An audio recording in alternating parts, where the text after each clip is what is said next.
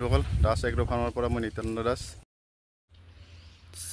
ছাগলী পালনত feed management মানে বহুতেই জৰুৰী। আমি যদি ফিড মেনেজমেণ্টটো নাজানো, ছাগলীক কি খুৱাব লাগে নাজানো, তেতিয়া ছাগলী পালনৰ ক্ষেত্ৰত আমাৰ বহুত মানে কষ্ট হয়।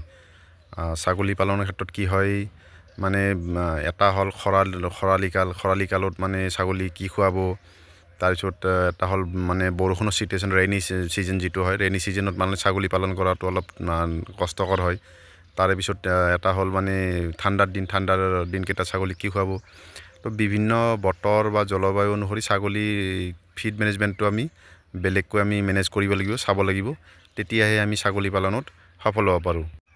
আমি যদি বছৰটোৰ কথা কওঁ, মানে মাঘৰ মাহত ধান কটাৰ পিছত মোটামুটি নৱেম্বৰ লাষ্ট বা মিড ডিচেম্বৰৰ পৰা ছাগলী মানে পথাৰত ঘূৰিবলৈ চৰণীয়া পথাৰ এখন পাই যায়। তেতিয়ালৈ প্ৰব্লেম নহয়। তেতিয়াৰ পৰা মোটামুটি ডিচেম্বৰৰ পৰা জুনলৈ বিশেষ প্ৰব্লেম নহয়। তেতিয়ালৈ বিশেষ বৰষুণো বহুত বেছি নহয়, অলপ বৰষুণ হয় কেতিয়াবা, নহ'ব মানে বেছিভাগ নহয়, আৰু পথাৰ থাকে, মানে উদাঙত ছাগলীবিলাকে ৰাখিব পাৰি। কিন্তু যেতিয়া জুলাইৰ পৰা ধান ৰুব আৰম্ভ কৰে, তেতিয়াৰ পৰা মেইন ছিজন আৰম্ভ হয়, তেতিয়াৰ পৰা বৰষুণো বহুত বেছি হয়।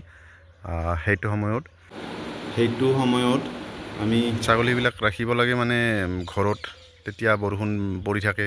তো তেতিয়া সময়ত আমাক কি লাগে, গছৰ পাত লাগে।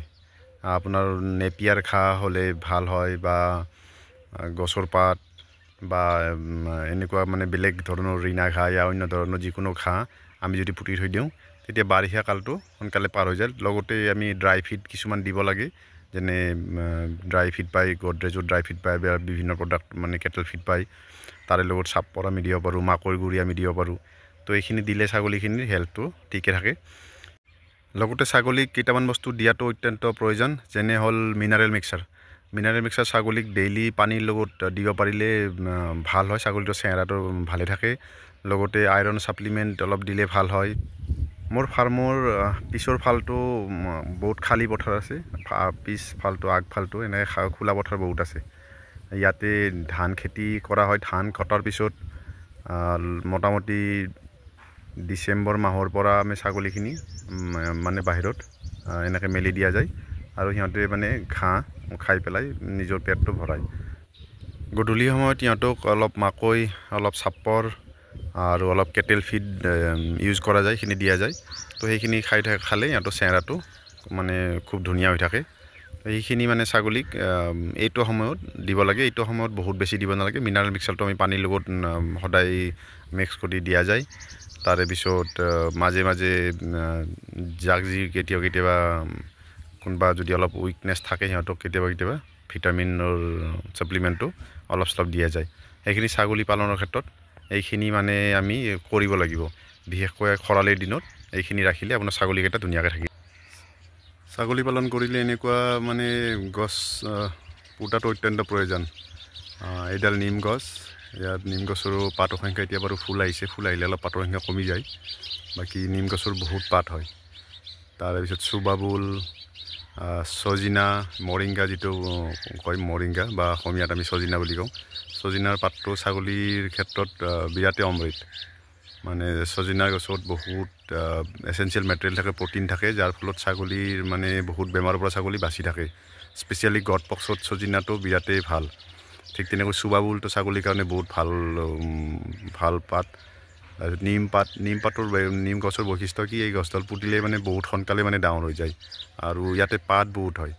আৰু পাতবিলাক যদি মানে মাটিত পৰে শুকাই, যেতিয়া পাতবিলাক এনেকৈ মাটিত পৰে, সেইবিলাক যদি আমি মানে সাৰি পেলাই উঠাই পেলাই বস্তাত ভৰাই থৈ দিওঁ, বাৰিষা কালৰ কাৰণে এইটো বিৰাট মানে ভাল খাদ্য হয় ছাগলীৰ।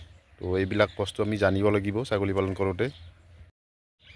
ইয়াৰ উপৰিও হাডগা বা আমাৰ সচৰাচৰ পোৱা যায় কঁঠালৰ পাত, জীয়াৰ পাত, তো এইবিলাক ছাগলীৰ কাৰণে বিৰাট ভাল মানে খাদ্য। এনে ছাগলীটো যিকোনো খায়। কলগছৰ পাত আমি ছাগলীক খুৱাব পাৰোঁ বাৰিষা কালত। পাতবিলাক কিন্তু অলপ মানে ধুই খুৱাব লাগে, মানে ধুই পেলাই একদিন ধুই পেলাই শুকাব দিব লাগে, যাতে কুমজলকীয়াটো মানে পাতত নাথাকে। তেনেকৈ মানে ছাগলী পালন কৰিব পাৰোঁ। এনেকৈ ঘাঁহ খেতি কৰিব পাৰি। এইখিনি ঘাঁহ খেতি মই 40 দিনমান আগতে দিছিলোঁ। এতিয়া চাওক এইখিনি ইমান ডাঙৰ হ'ল। এতিয়া লাহে লাহে ঘাঁহখিনি আৰু কাটিব পৰা হ'ব 4-5 দিন পিছত। তো ঘাঁহ হওঁতে অলপ টাইম লাগে। এতিয়া কাটিব পৰা হৈছে ছাগলী খোৱাৰ কাৰণে অৱশ্যে, তথাপি মানে অলপ টাইম লাগে, মানে ইমান তৎক্ষণাতে নহয়। মইতো ঘাঁহ খেতি বহুত বেছি পৰিমাণে কৰি ৰাখোঁ। মোৰ নিজৰ নেপিয়াৰো আছে, নেপিয়াৰখিনি বাৰু নিজে হৈ থাকে, সেইখিনি স্পেচিয়েল টাইমত মানে সদায় নেপিয়াৰ ইউজ নকৰোঁ। যেতিয়া মানে অত্যন্ত কাটিব লগা নহয় তেতিয়া তেতিয়াহে কাটোঁ, আৰু মানে বাৰিষাৰ কাৰণে সেইখিনি সঞ্চয় কৰি ৰাখোঁ। এইখিনি ৰীণা ঘাঁহ বুলি কয় নেকি, মানে কৃষি কল্যাণ বুলি সেই পেকেট এটা আহে, তাৰ ভিতৰত থকা ঘাঁহ এইবিলাক। তো এইখিনি 1.5 বিঘা মাটি ইয়াতে দিয়া গৈছিল মোটামুটি 40 দিনমান আগতে। তো এতিয়া ঘাঁহ অলমষ্ট কাটিব পৰা হৈছে। ইয়াৰ উপৰিও আৰু বেলেগ এইখিনি ঠাইতো মানে গোটেই ঘাঁহ দিয়া আছে। এইফালে যিমান দূৰত দেখিছে চববিলাক ষ্টেপ বাই ষ্টেপ মোটামুটি 15 ডেজৰ অন্তৰালত মানে ঘাঁহবিলাক দিয়া গৈছিল। আৰু ঘাঁহ কৰি মানে ঘাঁহ যাতে যথেষ্ট পৰিমাণে ঘাঁহ হয়, ছাগলীৰ লগতে মোৰ গৰুও আছে, সিহঁতে যাতে মানে কেতিয়াও মানে ঘাঁহৰ অভাৱ অনুভৱ নকৰে, সেইকাৰণে মানে যথেষ্ট কষ্ট কৰা গৈছে আৰু এনেকৈ ৰখা গৈছে। এনেকৈ ছাগলী পালন কৰি থকা গৈছে। এয়া 4 বিঘা মাটি, ইয়াতো মই ঘাঁহ দিছিলোঁ। এইখিনি হৈছে আগৰ, এইটো ক্লিপটো আগৰ ক্লিপ, মানে যেতিয়া অলপ গজিছিল, অলপ গ্ৰীণ দেখা পায়। তো এইখিনি লাহে লাহে মানে এইখিনি খৰাং বতৰ পাইছিল, সেইকাৰণে অলপ দিগদাৰ হৈছিল বাৰু। এতিয়া আৰু বৰষুণ আহিছে, বৰষুণ অহাৰ পিছত ঘাঁহখিনিৰ শক্তি হৈছে এতিয়া এনেকুৱা। এতিয়া এইটো আজিৰ ভিডিঅ'। তো ঘাঁহখিনি ইয়াতে মানে ডাঙৰ হৈছে। এতিয়া এইখিনি লাহে মোৰ বাকী ঘাঁহ কাটা আৰম্ভ কৰিছোঁ, আৰু বাকী কাটি থাকোঁতে লাহে এইখিনি ডাঙৰ হৈ যাব। মোৰ গাহৰি ফাৰ্মৰ পিছফালেদি এইখিনি ঘাঁহ মই লগাইছিলোঁ। তো ইয়াতে মোটামুটি 4 বিঘা। তো এনেকৈ এঠাইত 1.5 বিঘা, এঠাইত 4 বিঘা, এঠাইত আধা বিঘা, এঠাইত আঢ়ৈ কঠা, এনেকৈ বিভিন্ন ঠাইত মানে ঘাঁহ খেতি কৰা গৈছে। ঘাঁহৰ লগতে মানে ছাগলী পালনৰ ক্ষেত্ৰত চাইলেজটো বহুত উপকাৰী বস্তু। আমি চাইলেজ একচুৱেলি নতুন বস্তু, আমি সকলো পালকে মানে চাইলেজ বনাব নাজানো, কিন্তু আমি চাইলেজ বনাব শিকিব লাগিব যদি ছাগলী পালনৰ ক্ষেত্ৰত আগবাঢ়িব খোজোঁ। তো সেইকাৰণে এইখিনি মাটিত হাল বাই থকা গৈছে মাকৈ দিয়াৰ কাৰণে। মাকৈ অলৰেডি মানে ছটিয়াই দিয়া গ'ল ইয়াতে।